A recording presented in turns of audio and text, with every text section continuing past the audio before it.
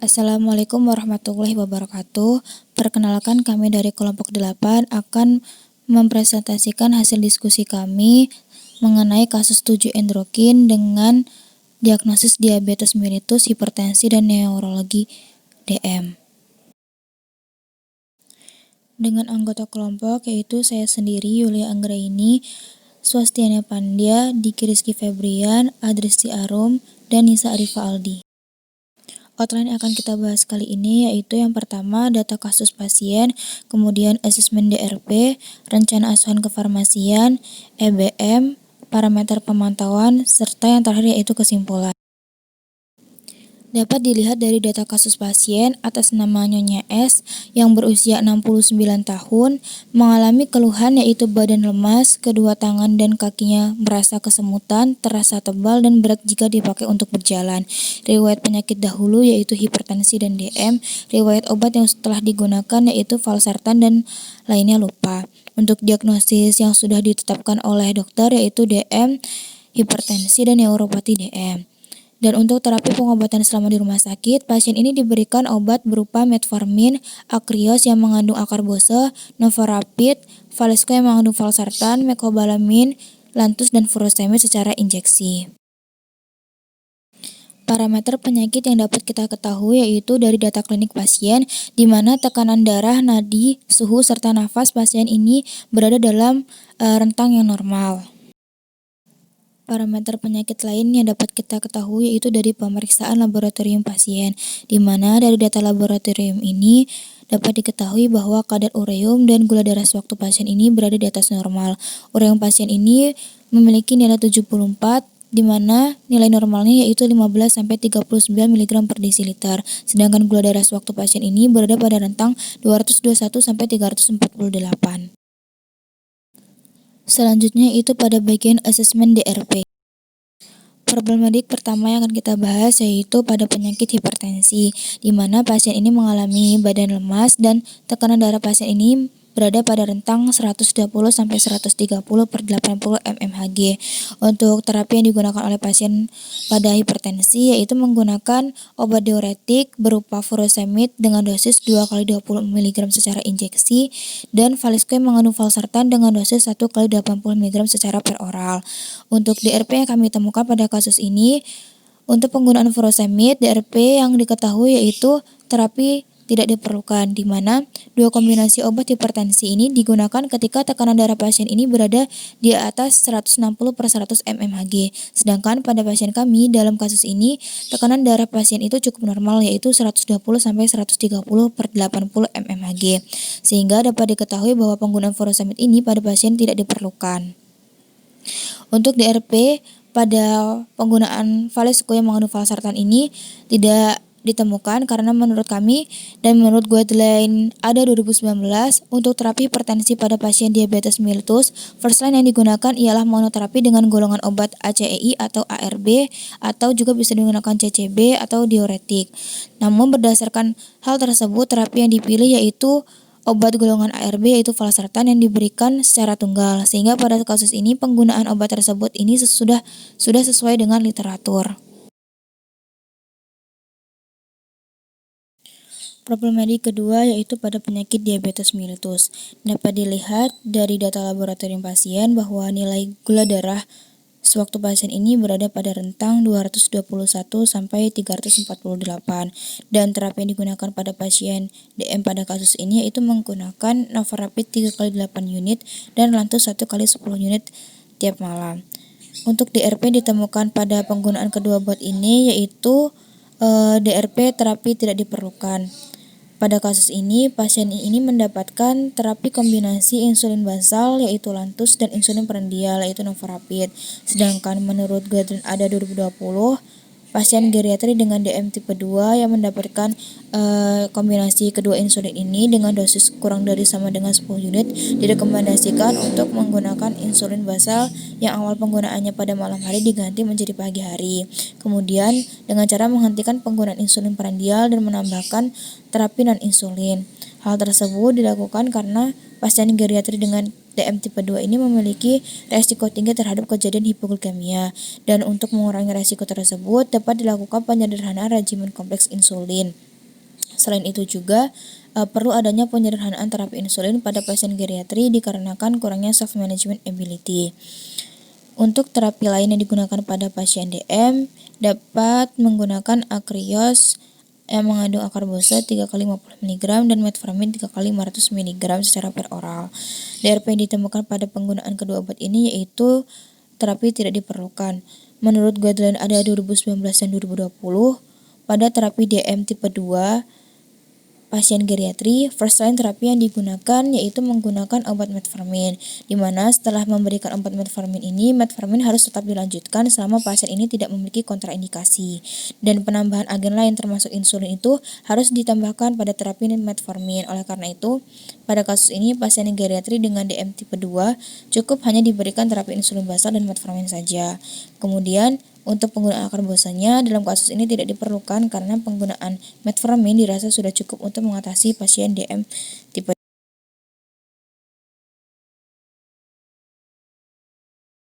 DRP lain yang dapat diketahui dari penggunaan akrios dan metformin ini berupa DRP overdose, di mana pada kasus ini pasien geriatri mendapatkan terapi metformin dengan dosis 500 mg sebanyak 3 kali sehari.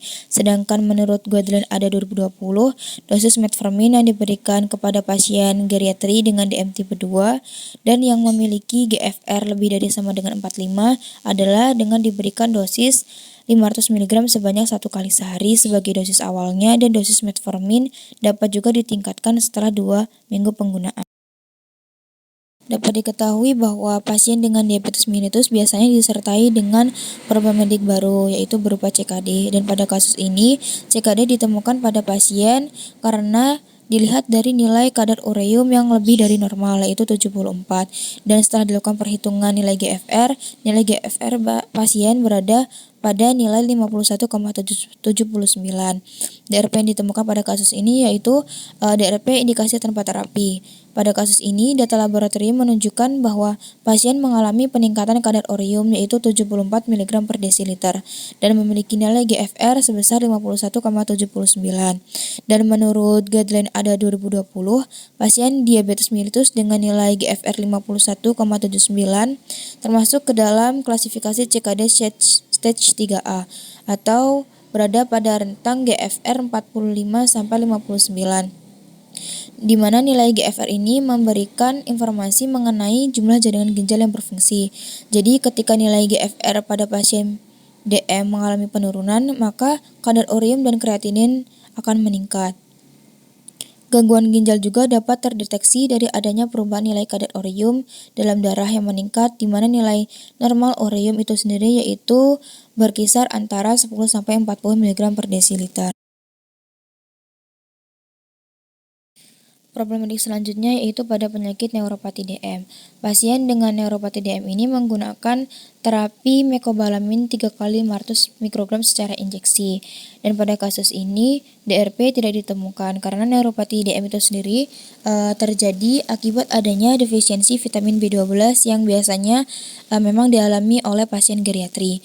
Dan karena pemakaian jangka panjang dari metformin ini mengakibatkan terjadinya defisiensi vitamin B12 sehingga perlu penanganan terapi untuk mengatasi adanya kekurangan vitamin B12 ini, yaitu dengan cara memberikan terapi mecobalamin yang merupakan analog dari vitamin B12. Pembahasan selanjutnya yaitu mengenai rencana asuhan kefarmasian. Rencana asuhan kefarmasian ini berisi tentang rekomendasi terapi serta edukasi yang diberikan berdasarkan dari asesmen DRP. Yang pertama, rencana asuhan kefarmasian untuk penyakit hipertensi. Pada kasus ini, pasien dengan hipertensi, DRP yang ditemukan yaitu terapi tidak diperlukan. Pasien menggunakan 2 kombinasi obat antihipertensi yaitu furosemid dan valsartan, di mana 2 kombinasi obat hipertensi itu digunakan ketika tekanan darah pasien itu lebih dari 160/100 mmHg. Sedangkan pada pasien dalam kasus ini tekanan darah cukup normal yaitu berada pada kisaran 120/130/80 mmHg, sehingga penggunaan furosemid pada pasien kali ini tidak diperlukan. Rekomendasi terapi yang kami sarankan yaitu dengan menghentikan atau menghilangkan penggunaan furosemidnya. Dan menurut ADA 2019, untuk terapi hipertensi saat tekanan darah kurang dari 160/100 mmHg pada pasien DM, first line terapi yang digunakan yaitu dengan monoterapi dengan golongan obat ACEI atau ARB atau CCB, dan juga bisa digunakan diuretik. Edukasi yang dapat disampaikan yaitu terkait dengan penggunaan obatnya. Selama pemakaian obat ini perlu dilakukan adanya monitoring selalu mengenai tekanan darah selama pengobatan dengan menggunakan obat antihipertensi. Selanjutnya, pasien hipertensi pada kasus ini diterapi dengan menggunakan obat golongan ARB yaitu valsartan dengan dosis 1 kali 80 mg secara per oral. Dan menurut guideline ADA 2019, pada pasien hipertensi dengan diabetes mellitus, first line terapi yang digunakan yaitu dengan monoterapi golongan obat ACI atau ARB atau CCB atau diuretik. Sehingga pada kasus ini penggunaan obat menggunakan valsartan termasuk dalam terapi yang sudah sesuai dengan literatur.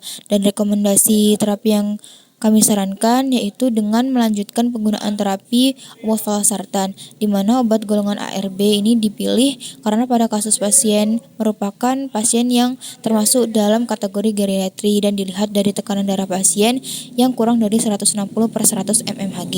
Obat golongan ARB ini juga memiliki keamanan yang lebih tinggi daripada obat golongan ACI. Dan untuk terapi non farmakologi yang bisa dilakukan pada pasien dengan hipertensi yaitu dengan mengurangi asupan garam yaitu 2 gram per hari dan membatasi asupan kolesterol.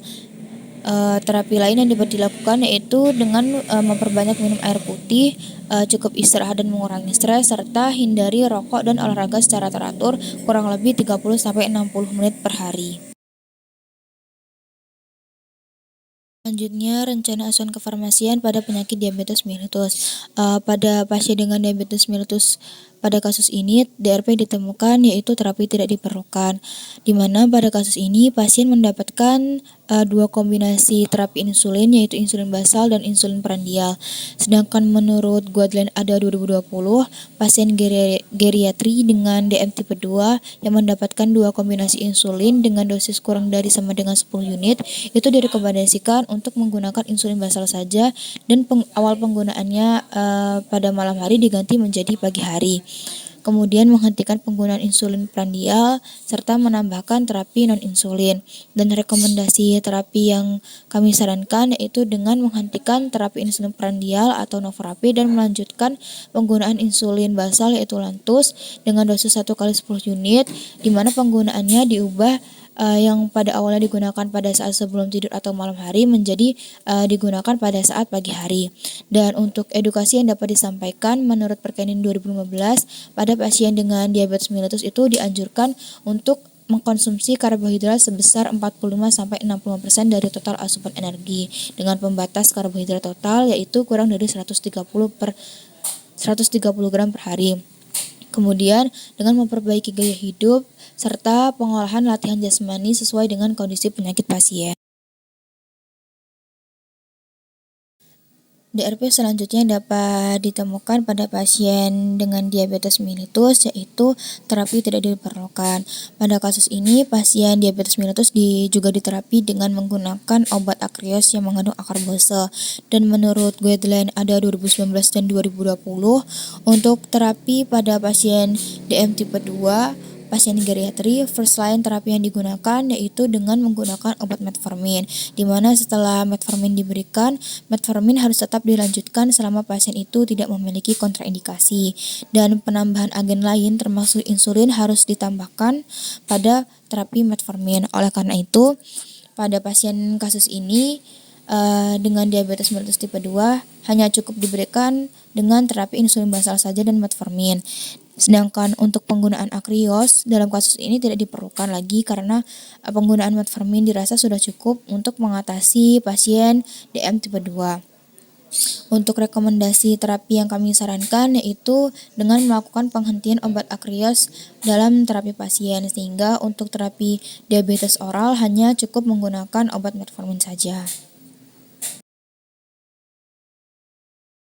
DRP yang ketiga yang ditemukan pada pasien dengan diabetes mellitus pada kasus ini yaitu DRP berupa overdose, di mana pada kasus ini pasien mendapatkan terapi metformin dengan dosis 500 mg yang digunakan sebanyak 3 kali sehari. Sedangkan menurut guideline ADA 2020, dosis metformin yang diberikan kepada pasien geriatri dengan DM tipe 2 dan yang memiliki nilai GFR lebih dari sama dengan 45 adalah dengan diberikan metformin dengan dosis 500 mg sebanyak 1 kali sehari sebagai dosis awalnya, dan dosis metformin juga dapat ditingkatkan setelah 2 minggu penggunaan. Sehingga untuk rekomendasi terapi yang kami sarankan yaitu dengan menurunkan dosisnya, di mana dosis metformin yang awalnya 500 mg yang digunakan 3 kali sehari diturunkan menjadi 500 mg sebanyak 1 kali sehari. Rencana asuhan kefarmasian selanjutnya yaitu pada penyakit CKD, di mana DRP yang masuk ke dalam kasus ini yaitu indikasi tanpa terapi. Pada kasus ini, data laboratorium menunjukkan bahwa pasien mengalami peningkatan kadar urium yaitu 74 mg per desiliter dan memiliki nilai GFR berdasarkan perhitungan sebesar 51,79. Dan berdasarkan guideline ADA 2020, pasien DM dengan nilai GFR tersebut termasuk ke dalam klasifikasi CKD stage 3A, yaitu berada dalam rentang eGFR 45-59. Nah, nilai GFR ini menunjukkan mengenai jumlah jaringan ginjal yang berfungsi. Apabila nilai GFR pada pasien DM mengalami penurunan, maka akan terjadi peningkatan kadar urium dan kreatinin pada pasien. Dan gangguan ginjal juga dapat terdeteksi dari adanya perubahan nilai kadar urium dalam darah yang meningkat, di mana nilai normal urium itu sendiri yaitu 10-40 mg per desiliter. Dan rekomendasi terapi yang kami sarankan yaitu pada pasien dengan nilai eGFR kurang dari 60 dilakukan monitoring nilai eGFR setidaknya setahun 2 kali untuk menunjang terapi yang digunakan. Kemudian melakukan kontrol glukosa secara optimal untuk mengurangi resiko atau memperlambat perkembangan penyakit ginjal tersebut.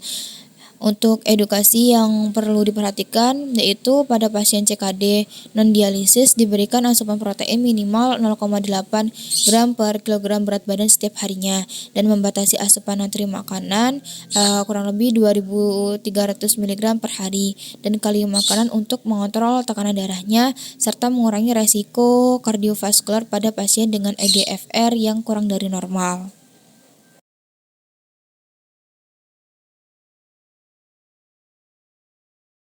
Rencana asuhan kefarmasian selanjutnya yaitu pada penyakit neuropati DM, di mana pasien dengan neuropati ini diterapi dengan menggunakan obat mecobalamin, dan penggunaan mecobalamin ini untuk mengatasi adanya neuropati DM dan dirasa sudah cukup tepat.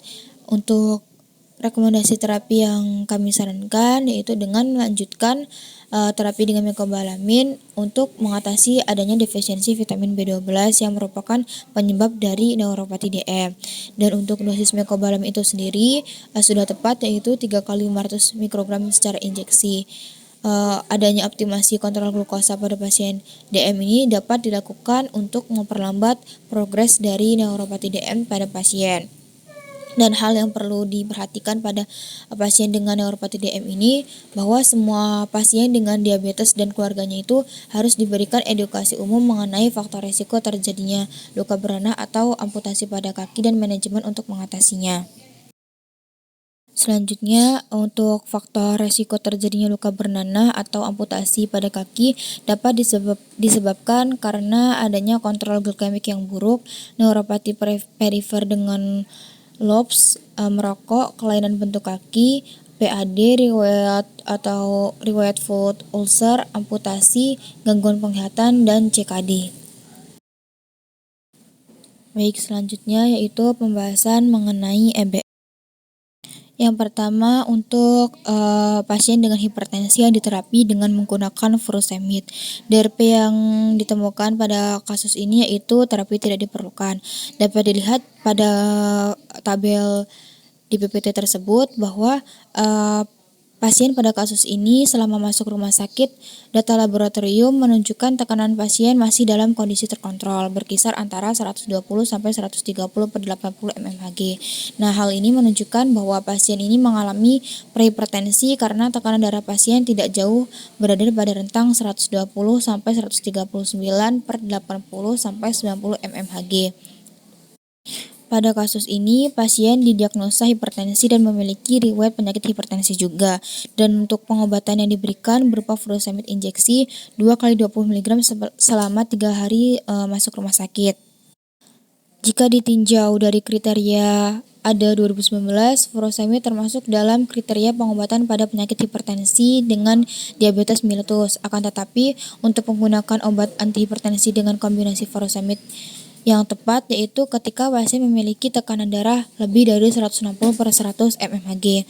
Menurut ADA 2019, untuk terapi hipertensi pada pasien DM, first line obat yang digunakan yaitu hanya dengan menggunakan monoterapi dengan golongan obat ACEI atau ARB atau CCB atau bisa juga dengan diuretik.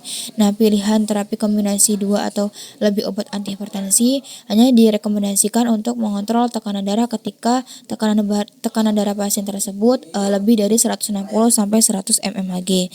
Sehingga pada kasus ini dapat diketahui bahwa memang penggunaan furosemid itu tidak diperlukan. Selanjutnya, untuk penggunaan furosemid yang digunakan bersamaan dengan metformin akan dapat menyebabkan munculnya interaksi obat seperti meningkatkan efek dari metformin tersebut, yang mana dapat menyebabkan efek samping berupa acidosis laktat. Pada kasus ini disarankan untuk melakukan penghentian terapi dengan furosemid karena pada kasus ini tekanan darah pasien masih berada pada rentang kurang dari 160 per 100 mmHg sehingga hanya cukup digunakan monoterapi untuk mengobati hipertensinya. Yaitu terapi pada hipertensi dengan menggunakan obat golongan ARB yaitu valsartan, di mana pengobatan yang diberikan ini dengan dosis 1 kali 80 mg selama masuk rumah sakit. Jika ditinjau dari kriteria ADA 2019, valsartan ini merupakan golongan obat ARB yang termasuk dalam kriteria pengobatan penyakit hipertensi dengan pasien diabetes mellitus. Dan menurut ADA 2019 untuk terapi hipertensi pasien dengan DM, first line obat yang digunakan ialah monoterapi dengan golongan obat ACEI atau ARB atau CCB atau juga bisa dengan diuretik.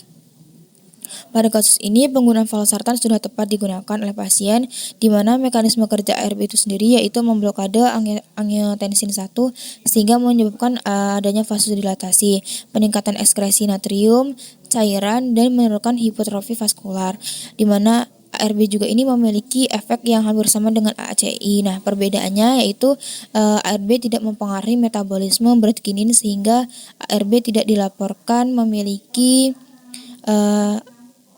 efek samping batuk dan angioedema yang sering terjadi pada ACI. Obat golongan ARB juga telah terbukti menjadi alternatif efektif dalam pengobatan pasien hipertensi, PCK, dan gagal jantung, sehingga pada kasus ini disarankan untuk tetap melanjutkan penggunaan terapi dengan obat valsartan. Obat golongan ARB ini tetap dipilih memang karena kasus pasien ini merupakan pasien yang termasuk dalam kategori geriatri dan dilihat dari tekanan darah pasien yang masih kurang dari 160 per 100 mmHg, sehingga obat golongan ARB ini juga memiliki keamanan yang lebih tinggi daripada ACEI. Selanjutnya yaitu pada pasien diabetes mellitus yang diterapi dengan menggunakan novorapid dan lantus. DRP yang ditemukan pada kasus ini yaitu terapi tidak diperlukan. Pada pasien ini, pasien mendapatkan dua kombinasi terapi insulin yaitu insulin basal yaitu lantus dan terapi insulin prandial yaitu novorapid.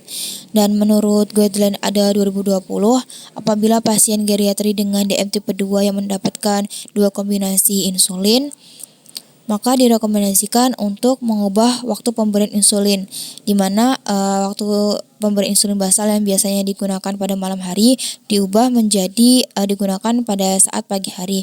Dan apabila insulin prandial yang sudah diberikan dosisnya kurang dari sama dengan 10 unit, maka direkomendasikan untuk menghentikan terapi insulin prandial, kemudian menambahkan agen non-insulin berupa metformin.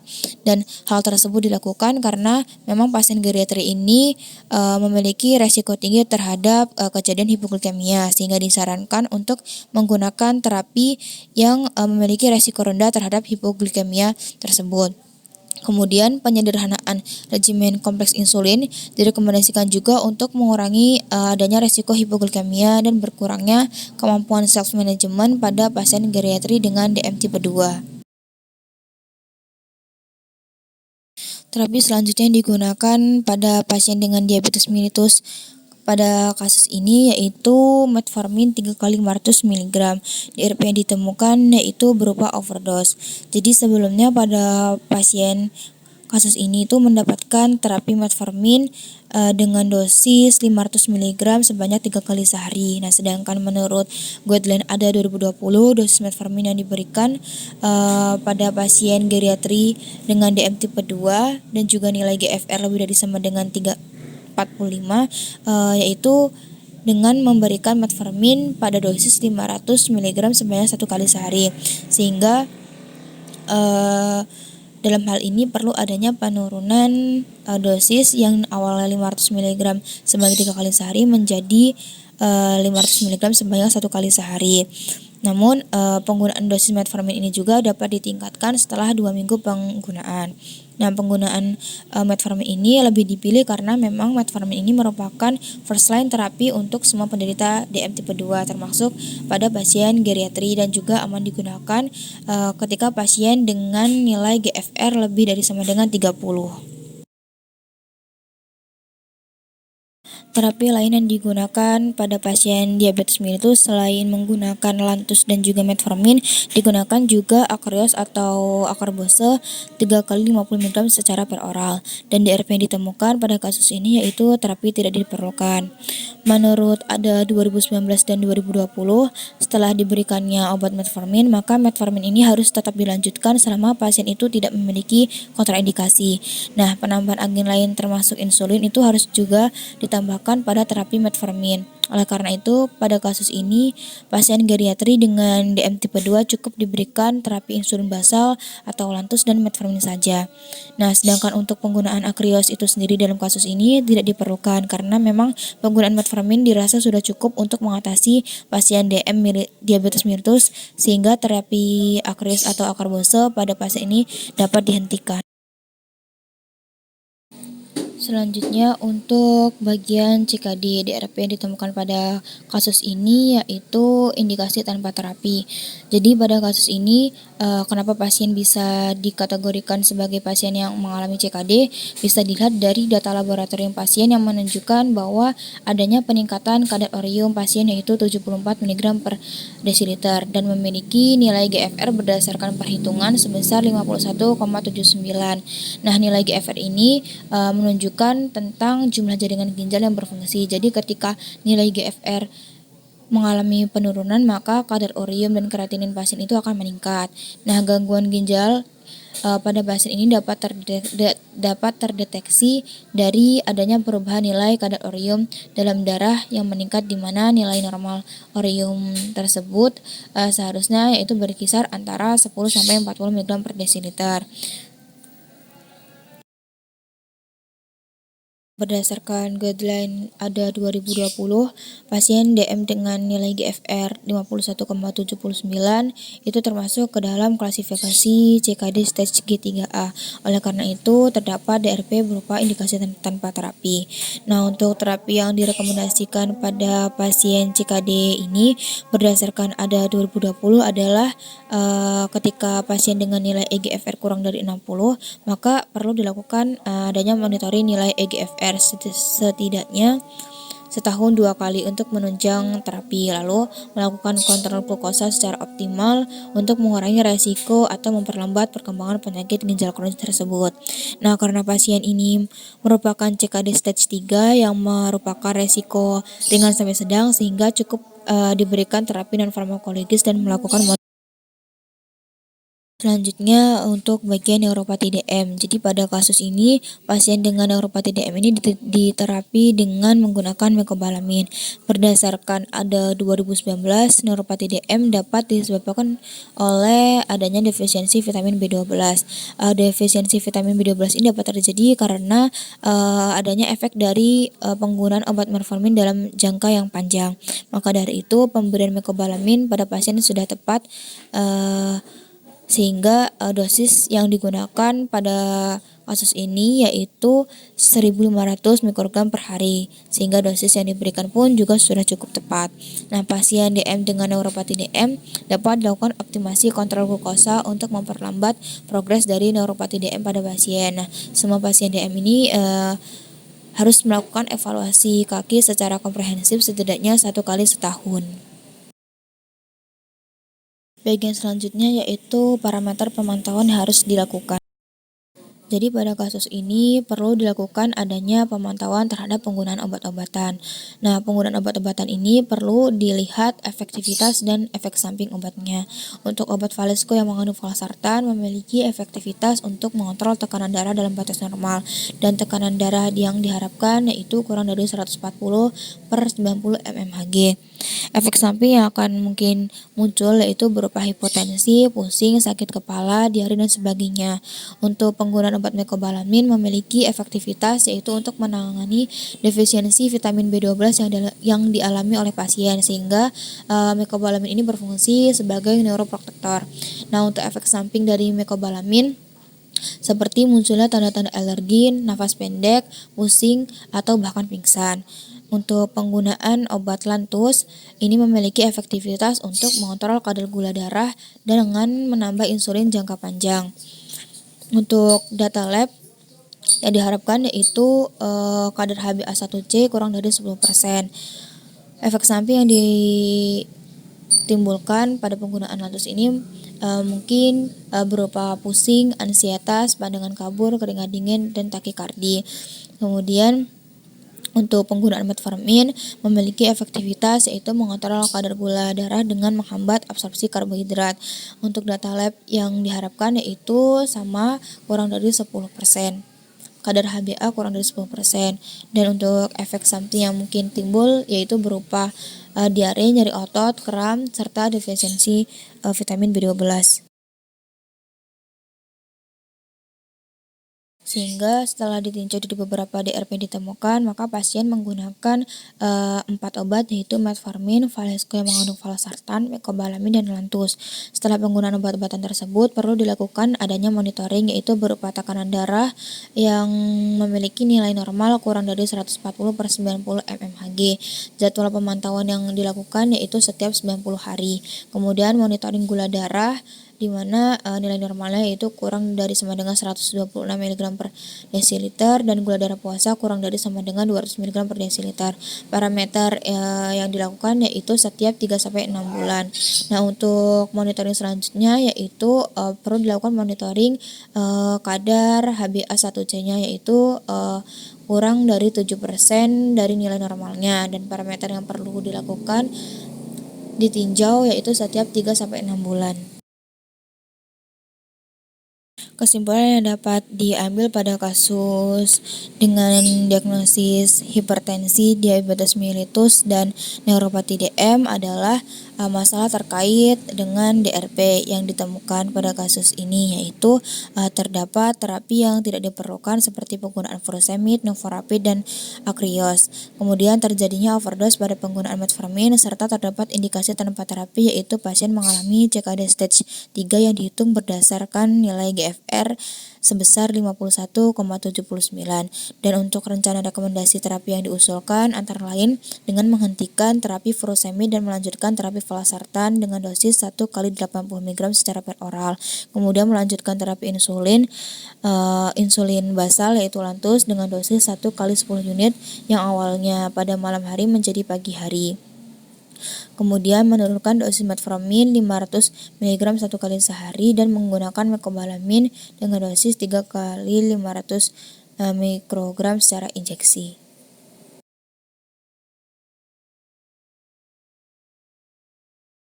Sekian presentasi dari kelompok 8. Mohon maaf apabila ada kekurangan dan kesalahan. Wassalamualaikum warahmatullahi wabarakatuh.